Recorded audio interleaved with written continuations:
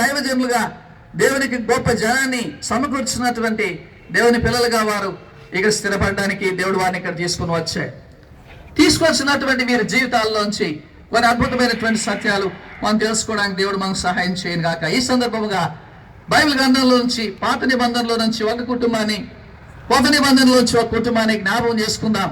ఆ కుటుంబం, ఆ రెండు కుటుంబాలు కూడా ఎలాంటి ఆదర్శవంతమైన కుటుంబాలుగా వారు ఉంటూ వచ్చినారో, మరి వారి జీవితాల్లో జరిగిన సంఘటనలు వీరి జీవితాల్లో కూడా ఎలాగ నెరవేర్చబడ్డాయో కొన్ని సంగతులు మనం జ్ఞాపకం చేసుకున్నాం. ప్రియమైనటువంటి వాళ్ళారా, బైబిల్ గ్రంథంలో అనేకమైనటువంటి కుటుంబాలు ఉన్నాయి, ఎన్నో కుటుంబాలు ఉన్నాయి, చాలా గొప్ప గొప్ప కుటుంబాలు ఉన్నాయి, పేరు పోసిన కుటుంబాలు ఉన్నాయి.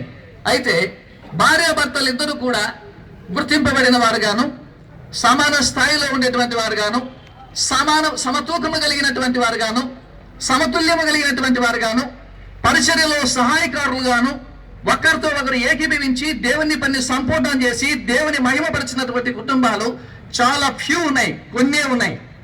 ఉదాహరణకు గమనిస్తే పరిశుద్ధ గ్రంథం బైబిల్లో మోషే మహానాయకుడు, ఇశ్రాయేలును నడిపించినటువంటి గొప్ప నాయకుడు. ఇశ్రాయేలును అందరినీ కూడా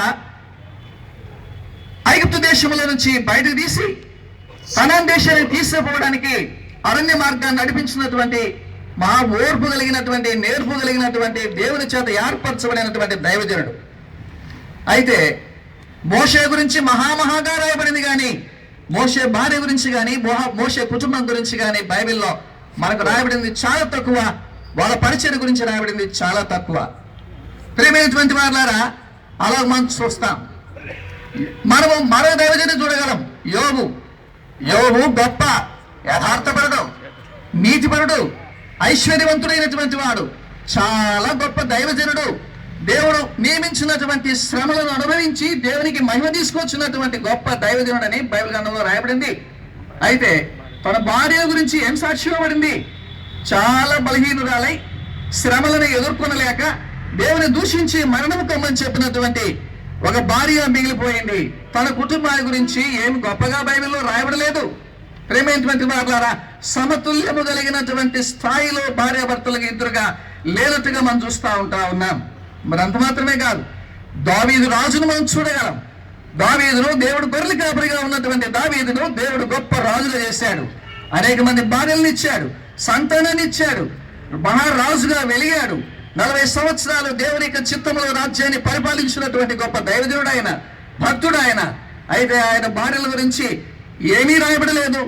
ఎక్కడ కొంతగా రాయబడినా ఆయన కుటుంబము నిత్య సమస్యలతో ఉన్నట్టుగా, ఎప్పుడూ సమస్యలతో నిండి ఉన్నట్టుగా ఆయన కుటుంబాన్ని గురించి బైబిల్ గ్రంథంలో మనం చూస్తాం. అయితే అలాగే మనం చూస్తూ వచ్చినట్టయితే ఆయన కుమారుడైనటువంటి సొలొమోను యొక్క కుటుంబాన్ని కూడా మనం చూడగలం. సొలొమోను మహాజ్ఞాని, దేవుని చేత ఇవ్వబడినటువంటి జ్ఞానము తనకు కలిగి ఉన్నది. తాను కూడా అనేక మంది భార్యలను కలిగిన వాడుగా ఉన్నాడు. అయితే భార్యల చేత తప్పుగా నడిపించబడి చివరికి విగ్రహారాధికుడైపోయి ఎంతో నష్టంలో వెళ్ళిపోయినటువంటి తన కుటుంబం కనబడుతుంది. కానీ సమతుల్యమైనటువంటి కుటుంబము, భార్యాభర్తలు ఇద్దరు కూడా సమాన హోదాలో దేవుని సేవించినటువంటి కుటుంబంగా వారు మనకు కనపడరు. అలాగే అంత మాత్రమే కాదు, హన్న గొప్ప ప్రార్థనా పర్రాలు. ఆమె ప్రార్థన ద్వారా దేవుని యొక్క అవసరత తీర్చబడింది. సమూయేలు అనేటువంటి ప్రవక్త మరి నిర్జీవమైపోయినటువంటి ఆనాటి షిలోహు మందిరాన్ని తిరిగి పునరుజ్జీవింపజేయడానికి, ఇశ్రాయేలు ప్రజలను పురుకొల్పడానికి దేవుడు తీసుకొచ్చిన గొప్ప ప్రవక్తను కానది ఆమె.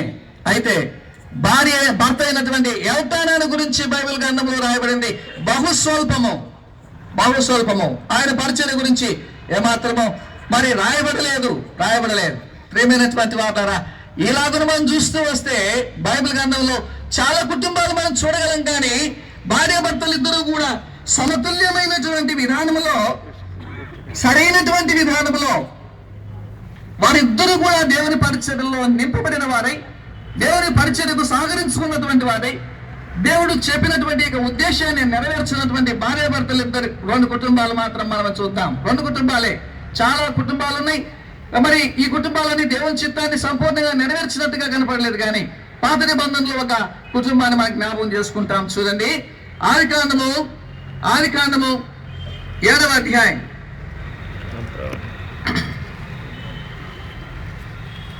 ఆదికాండం 7వ అధ్యాయం 5వ వచనం నుండి 7వ వచనం వరకు మనం చదువుకుంటామండి. ఆదికాండం 7వ అధ్యాయం 6వ వచనం నుండి 7వ వచనం 5, 6, 7 వచనాలు చదువుకుంటాం. 5, 6, 7 వచనాలు. తనకు యెహోవా ఆజ్ఞాపించిన ప్రకారము నోవాహు యావత్తు చేసెను. ఆ జల ప్రవాహము భూమి మీదకి వచ్చినప్పుడు నోవాహు 600 ఏండ్ల వాడు. అప్పుడు నోవాహును అతనితో కూడా అతని కుమారులను అతని భార్యయు అతని కోడళ్లను ఆ ప్రవాహ జలములను తప్పించుకున్నటకై ఆ ఓడలో ప్రవేశించిరి. ఇక్కడ ఒక కుటుంబాన్ని, రోల్ మోడల్ ఫ్యామిలీ గురించి దేవుడు మాట్లాడుతూ ఉన్నాడు. నోవాహు భార్య, ఆయన కుమారులు, ఆయన కోడళ్ళు, కుటుంబంలో ఉన్న ప్రతి వ్యక్తిని కూడా దేవుడు ఆయన బైబిల్ గ్రంథంలో మెన్షన్ చేశాడు. ప్రేమైనటువంటి వాడారా, ఈరోజు వీరి కుటుంబాన్ని గురించి కూడా మనం మాట్లాడుకోవడానికి నిజంగా నాకు చాలా సంతోషకరంగా ఉంది. ఎందుకంటే దేవుడు వారిని, వారి కుమారులను, వారి కుమార్తె అల్లులను కూడా దేవుని పనిలో వాడుకుంటూ దేవుని మహిమ కొరకే వారు నిలబెట్టుకున్నటువంటి రోల్ మోడల్ ఫ్యామిలీ గురించి మనం మాట్లాడుకోవడానికి నిజంగా నిజంగా ధన్యులంగా ఉంటా ఉన్నాం. మనకు వాళ్ళు మాదిరికరంగా ఉంటా ఉన్నారు. ఈ నోవాహు కుటుంబము ఒక మాదిరికరమైనటువంటి కుటుంబం.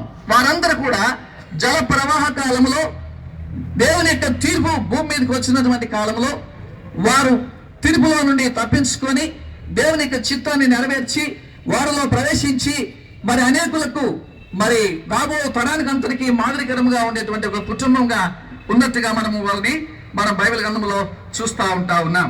కనుక వీళ్ళ గురించి మొట్టమొదటి మనం కొన్ని సంగతులు మన జ్ఞాపకం చేసుకున్నాం. ఎందుకు వారు ఆదర్శమైనటువంటి కుటుంబంగా వారి కుటుంబం ఉంటా వచ్చింది అని, ఒక మాదిరికరమైన కుటుంబంగా ఎందుకుందో వారి యొక్క జీవితంలో నుంచి, నోవాహు కుటుంబంలో నుంచి ఒక 5 సంగతులు మీకు నేను జ్ఞాపకం చేస్తాను. ప్రేమైన వాళ్ళారా, ఒక 5 సంగతులు. ఎందుకని మోడల్ ఫ్యామిలీగా దేవుడు గుర్తించాడు. వారందరూ కూడా గమనించినట్టయితే 120 సంవత్సరాలు నోవాహు సువార్త ప్రకటించినప్పటికీ మనం చూస్తూ ఉంటా ఉన్నాం. కొంతమంది సువార్త చేస్తూ ఉన్నారు, కొంతమంది పరిచయం చేస్తూ ఉన్నారు, గొప్ప గొప్ప సేవకులు ఉన్నారు, ఎంతో గొప్ప సేవ చేసినటువంటి వారు ఉన్నారు. కానీ చివరిగా ఫైనల్గా అడిగితే మా కుటుంబంలో ఇంకా 2-3 రక్షణ పొందలేదండి అంటారు. మన కుటుంబాల్లో రక్షణ పొందిన వాళ్ళు ఇంకా అనేక మంది ఉన్నారు. There is one family in the old testament, this is నోవాహు ఫ్యామిలీ. ఈ ఫ్యామిలీ మొత్తం క్లియర్ గా రాయబడిన బైబిల్ గ్రంథంలో నోవాహు భార్య, ఆయన 3 కుమారులు, 3 కోడళ్ళు కూడా దేవుని యొక్క మాటకు వారు విధేయత చూపించారు. వారు లోబడ్డారు. దేవుని యొక్క వాక్యానికి వారు విధేయులయ్యారు. దేవుడు చెప్పినట్టుగా వారు ఓడలో ప్రవేశించారు. దేవుడు చెప్పినట్టుగా వారు అక్కడ పనిచేశారు. అనేకులను వారు పోషించారు. వారు గొప్ప మోడల్ ఫ్యామిలీగా వారు కనపడ్డారు. వీరి కుటుంబంలో నుంచి 5 ప్రాముఖ్యమైన సంగతులను మనం జ్ఞాపకం చేసుకుంటాం. చూడండి, మొట్టమొదటి విషయం చదువుతాం. ఆదికాండం 6వ అధ్యాయం 9వ వచనం. ఆదికాండం 6వ అధ్యాయం 9వ వచనం.